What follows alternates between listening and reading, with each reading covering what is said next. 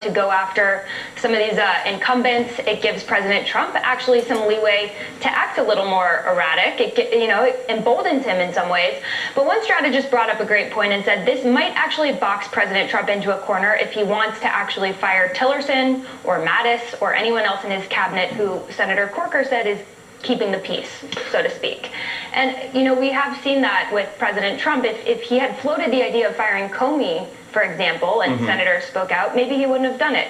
So this could serve some purpose, but we know that Senator Corker's retiring. He has nothing to lose, and he truly does have concerns about national security. The fact that it was on Twitter is, as you said, it's a bit insane. I mean, John, speak to Shelby's point here that the method to Corker's warning may be to constrain what he views as even worse potential behavior.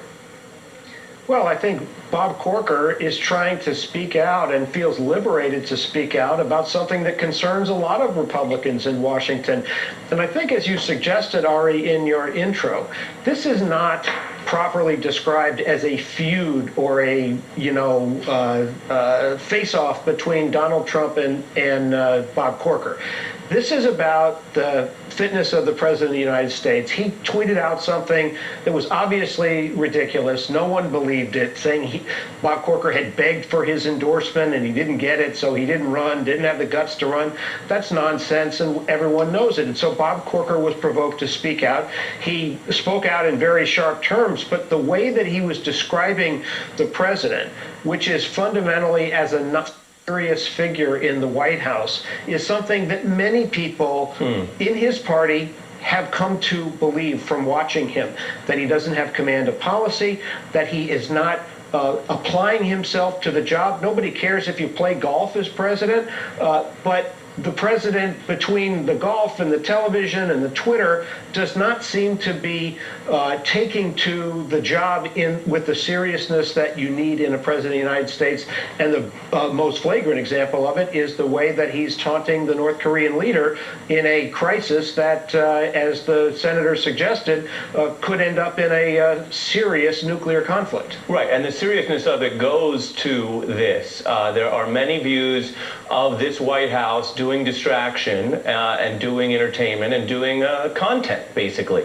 But the people speaking out here aren't over there in the political wing or the fundraising wing. These are the people dealing with global affairs, and they probably know more than most Americans because they are behind the scenes seeing how bad it can be. To the point you raised, John, just for everyone to see, Corker on Trump lying, he says, quote, "I don't know why the president tweets out things that are not true. You know he does it.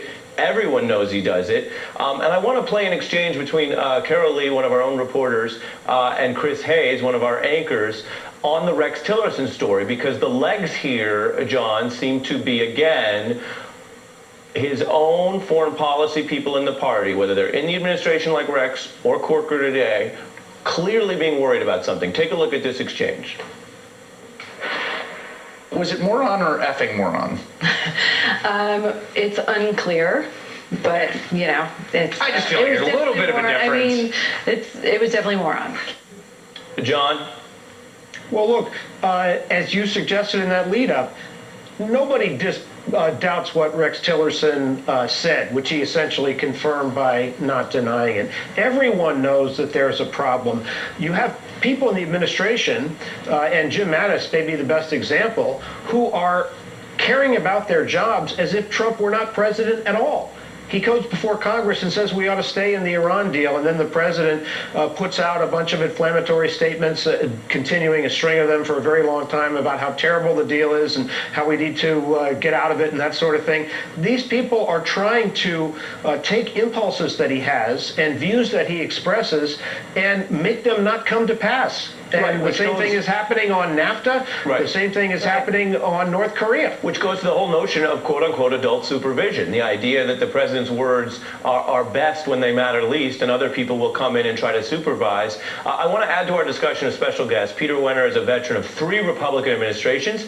He recently wrote that Trump's GOP allies, some of them are suffering from a toxic confirmation bias. A fascinating piece that you wrote, sir, which is why we thought to have you on. And I wonder how you contrast that to Senator Corker, who clearly is not suffering from that and feels some duty or reason to speak out. Yeah, I would agree with you. I don't think that Bob Corker is suffering from confirmation bias. I think he is liberated, and I think he's speaking out because I think it's on his heart and his mind and his conscience that he feels like that the commander-in-chief is emotionally and psychologically unfit to lead. I wish Bob Corker had said that back in the summer of 2016 when he endorsed Trump and helped essentially validate him, but I suppose it's better late than never. But what Corker is doing is he's going against his own political tribe, which I admire. But what I admire more is I think he's speaking out for the interests of the country, because this is a really dangerous moment. I mean, you take a step back and think that a senior Republican is essentially saying that a Republican president is fundamentally unfit to lead the country. That is extraordinary. And the other thing I'll say is this is hardly a state secret.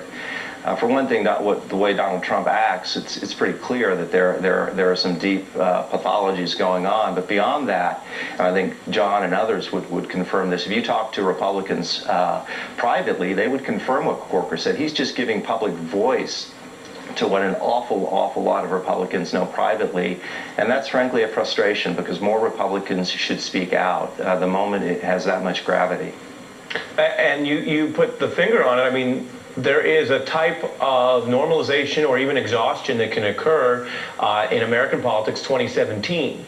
And yet this country is too important to, well, the people who live here as well as the role we play in the world for everyone to just take a back seat. This is a rather extraordinary, as you put it, set of criticism. And the view that Trump needs supervision is not without precedent, we should mention. In the final days of Nixon's presidency, we took a look at this. The defense secretary gave this order saying if the president gives any nuclear launch order, military commanders should check with him or Kissinger before executing them. The fear was that an unhinged president could start a war during his final year in office. With Trump, Republicans basically voicing that fear now during his first year in office. So, Peter, what should be done about it? What are you calling on patriotic Republicans to do? Well, one is I think they just need to speak the truth. And like Bob Corker, they need to speak truth to power. Beyond that, they have to be alert to what's going on. And I think the Schlesinger, Kissinger, Nixon example is a good one. Though it's worth keeping in mind that Richard Nixon was certainly a stable figure up until the end with Watergate, and they didn't have to do what they worried might happen. Trump is a different category of a problem because I think this is just much more fundamental. But you've got to have people in the White House who are trying to control and contain them, and I think that they're trying to do it, and I hope they succeed. But it's not easy. It's not easy. And the fact that you have to have this and that these individuals have to essentially be on a constant state of alert is really, really worrisome. But look, that's what happens when a country elects a person who's not fit to be president. There's a cost to that. People thought they could take a gamble. They thought the situation was so bad. I heard people, that Republican friends of mine say the situation couldn't get worse. Why not take the risk?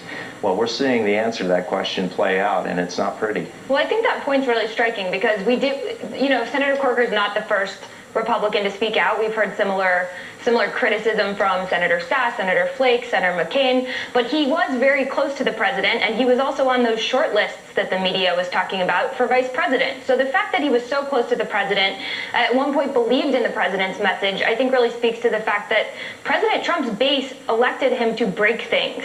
He wanted to rip up trade deals. He wanted to, back out of the Iran nuclear agreement. He wanted to change the way we do business in Washington, D.C., and I think now we're seeing Republican leaders walk that back and say, I made a mistake. Right, to paraphrase, we're almost out of time. I have to fit in a break. I was just going to say, to paraphrase Donald Trump, what have you got to lose? According to this panel, maybe a lot. We're going to take a break. John Harwood, Shelby Holiday, and Peter Winter, thank you all. Still ahead, Trump's digital director revealing what he calls secrets of their Facebook success. We'll look at